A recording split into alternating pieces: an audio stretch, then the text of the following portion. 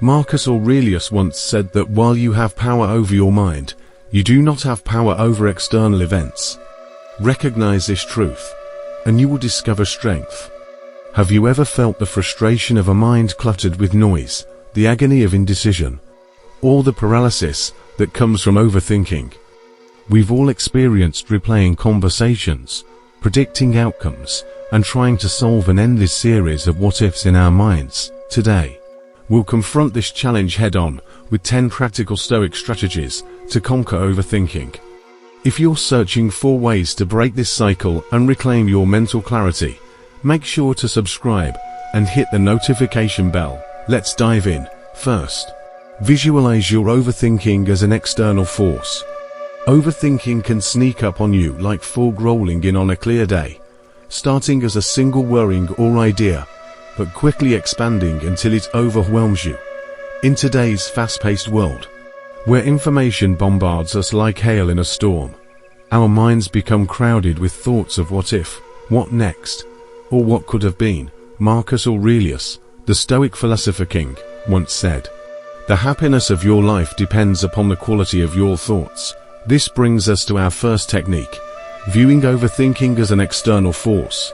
This isn't about seeing your thoughts as enemies, but about recognizing that these thoughts are not the essence of who you are. They are invaders of your peace.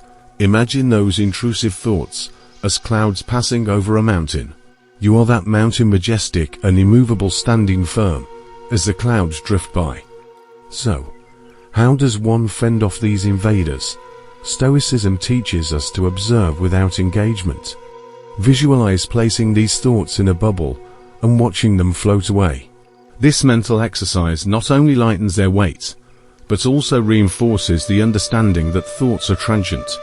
They can only disturb your peace if you cling to them and give them power. Practicing this visualization creates a mental reflex that can help you detach and let these thoughts go before they develop into a storm. As you become more adept at distinguishing yourself from this barrage of overthinking, it becomes easier to see that you are not merely a sum of your thoughts. This distinction acts like a shield, much like earplugs in a noisy crowd. It's a deliberate, continuous effort that grows stronger with daily application. When you notice yourself starting to overthink, stop and picture the thought as noise necessary and separate from who you are. By doing this, you're not only protecting yourself against overthinking, but also reclaiming your mental space, taking back your mental territory and peace one step at a time. 2. Take control by refocusing your energy.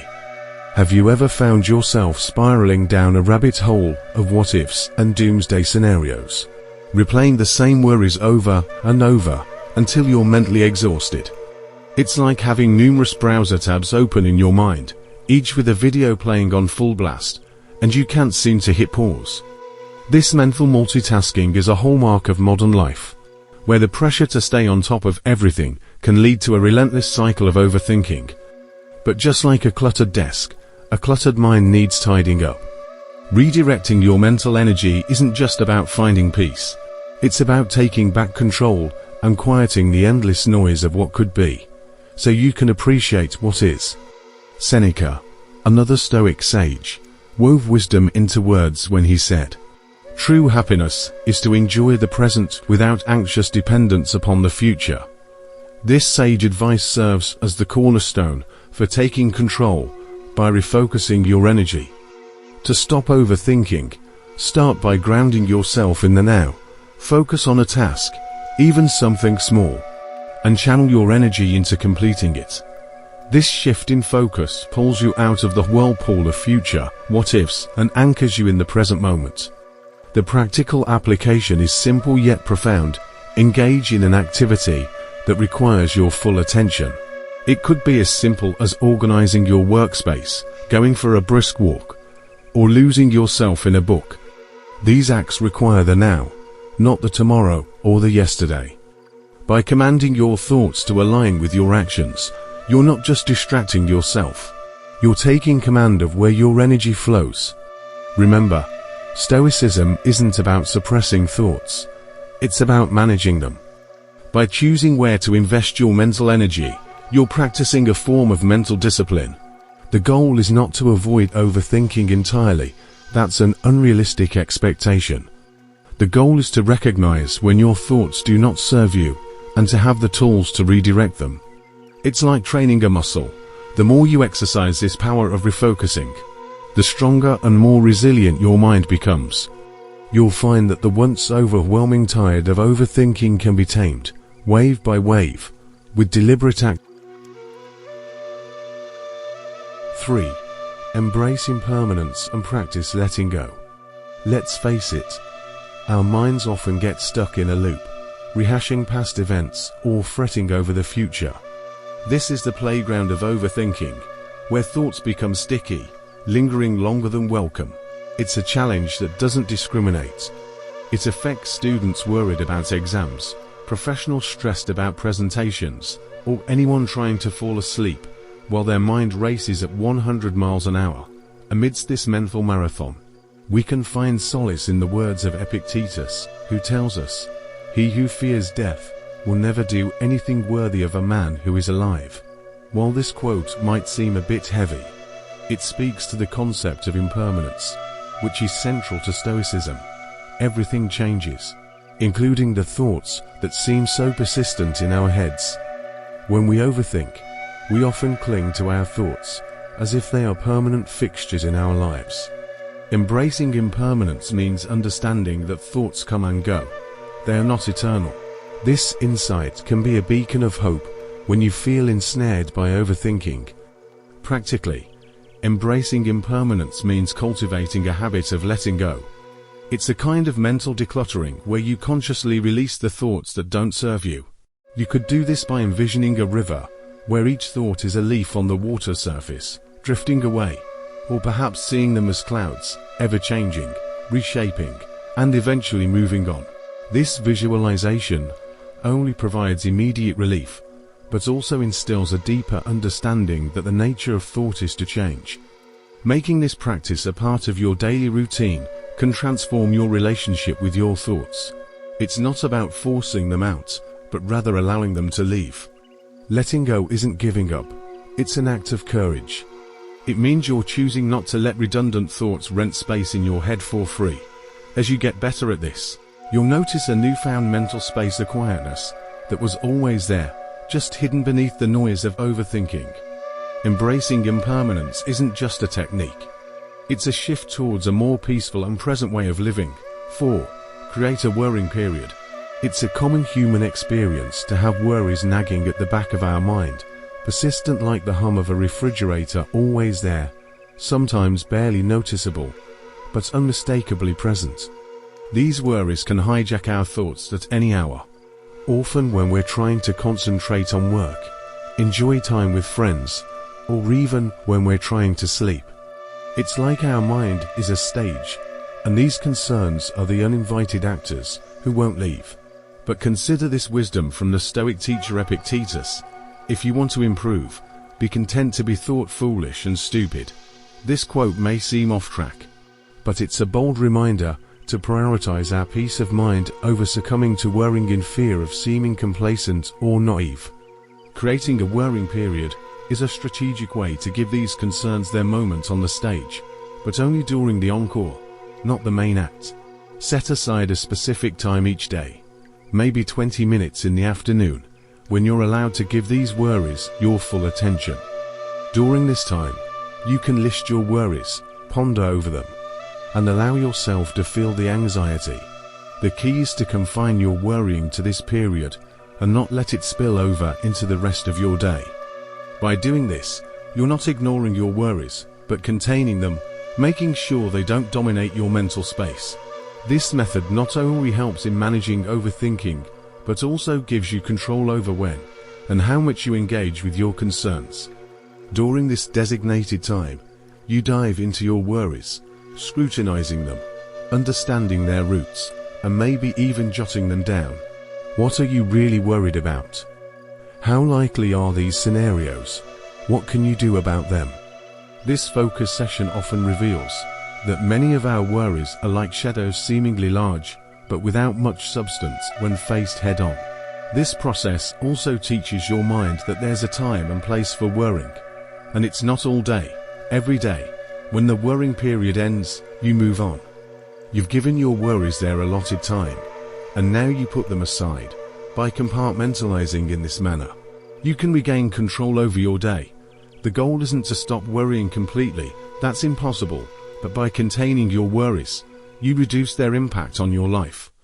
This technique is like tidying your mental room, putting thoughts where they belong, and enjoying the tranquility of ordered space. You'll likely find that worries lose their power when they're not allowed to roam free, making life a bit lighter and more enjoyable.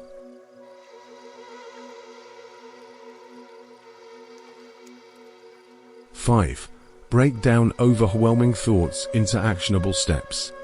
When overthinking strikes, it can feel like we're carrying the weight of an enormous boulder the size of our worries, matching the weight of the world, pinning us under the heavy cloud of our own thoughts. This sensation is not unique. It's a shared human condition, exacerbated in a world that demands high performance in all areas of life work, relationships, personal growth, and social status. The pressure to excel can paralyze us with indecision and fear. As a guiding light through this fog of overthinking, Marcus Aurelius once offered, "The impediment to action advances action. What stands in the way becomes the way." This profound insight forms the bedrock of our fifth technique, transforming overwhelming thoughts into actionable steps. When your mind is racing with a big worrying or a complex problem, the trick is to slice it down into smaller, manageable pieces. Ask yourself, what's the very next step I can take? Not all 5, 10, or 20 steps down the line, but just the next one.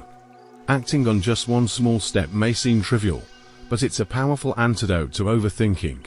By focusing on one action, you redirect energy from worrying to doing. It's a bit like untangling a giant knot by working on one small tangle at a time. You aren't dismissing the complexity of your concerns. You're navigating through them with purpose and precision. The beauty of this technique is in its simplicity and effectiveness. Each small step you take builds momentum, and as you look back, you realize that boulder of worrying is now a pile of pebbles you've crossed over one step at a time. This method teaches patience, resilience, and trust in one's ability to confront challenges head-on. Suddenly, what once seemed insurmountable is behind you, and your overthinking is replaced with a sense of accomplishment and clarity. 6. Shift your perspective to gratitude. Our minds can be tricky, often luring us into a maze of overthinking about what we lack, what could go wrong, or what we have yet to achieve. This relentless loop can leave us feeling drained and discontent. Overthinking often stems from a focus on the negatives, or the not yet in life, overshadowing the good that's already present. Seneca once said, "True happiness is to enjoy the present without anxious dependence upon the future." This nugget of Stoic wisdom is a call to shift our perspective from lack to abundance, from overthinking to gratitude. It's about recognizing the value of the present moment and the many blessings we often overlook when we're busy worrying about what's to come. The practice of gratitude pulls us out of the ruts of our minds and plants us firmly in the rich soil of now, where life is actually happening. To make this shift, start by acknowledging 3 things you're grateful for each day. They don't have to be grand, they just need to be genuine. It could be as simple as a delicious cup of coffee, the comfort of your favorite hoodie, or a message from a friend. This simple practice can pivot your mind away from the cycle of overthinking and towards a sense of appreciation for what is right now in your life. Gratitude magnifies the positive in our lives and can slowly but surely transform our inner dialogue from one of scarcity to one of abundance. Over time, this new perspective can change how you approach life's challenges, turning them into opportunities to further recognize and appreciate what's already good in your world. 7. Focus on effort, not outcome. Overthinking is often the result of our mind's dance with the future, its outcomes, its what-ifs, and its relentless possibilities of failure and disappointment. This projection into the future can paralyze us with fear as we obsess over the potential consequences of our actions, rather than the actions themselves.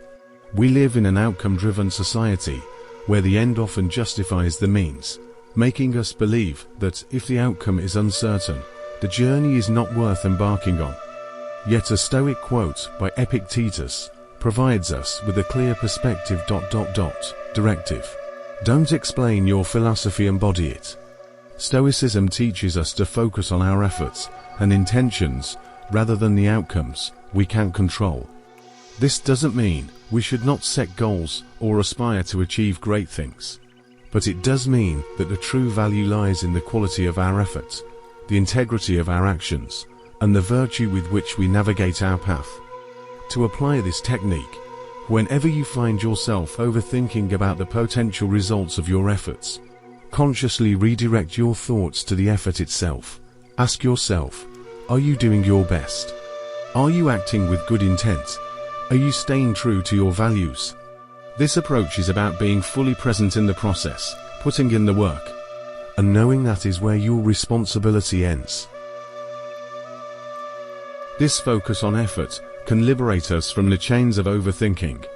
It allows us to be in the moment, to give our best, without the heavy shadow of what could be darkening our experience. It transforms our actions from mere steps towards an outcome into expressions of our character and commitment.